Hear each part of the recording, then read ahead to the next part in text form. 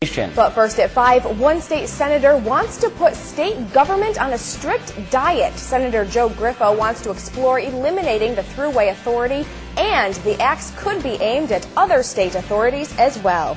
Good evening, everyone. I'm Kristen Copeland. And I'm Steve McMurray. The phrase Brat Commission struck fear into the hearts of Central New Yorkers back in the early and mid-1990s. The Base Realignment and Closure Commission targeted military bases for closure. Senator Joe Griffo is talking about a similar panel, but one that would examine the efficiency of state government authorities. News Channel 2's Jolene Ferris has tonight's top story from the newsroom. Jolene?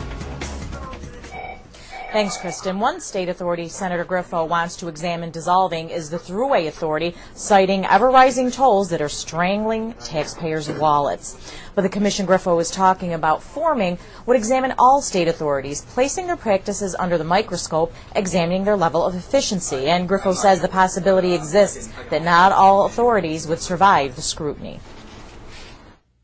That will review all the authorities and make a determination who should survive, who should be merged, who should be eliminated, and make that recommendation. Now, we have Griffo acknowledges, though, you can't just pipe dream floating your ideal bills in Albany. You have to be realistic and craft bills that have a good chance of getting Senate and Assembly support, not to mention the governor's sign-off in order for them to become law. Now, that in mind, he also expects passage or introduction of bills by the end of the month that would just place extra scrutiny, more accountability on the state agencies that they want to examine their spending, which he says in some cases has very little oversight from the legislature or even the executive branch of government. So more mild, we're talking about more scrutiny and accountability. To the extreme, we're talking about perhaps some of them being dissolved. We'll have to wait and see at the end of session. Steve?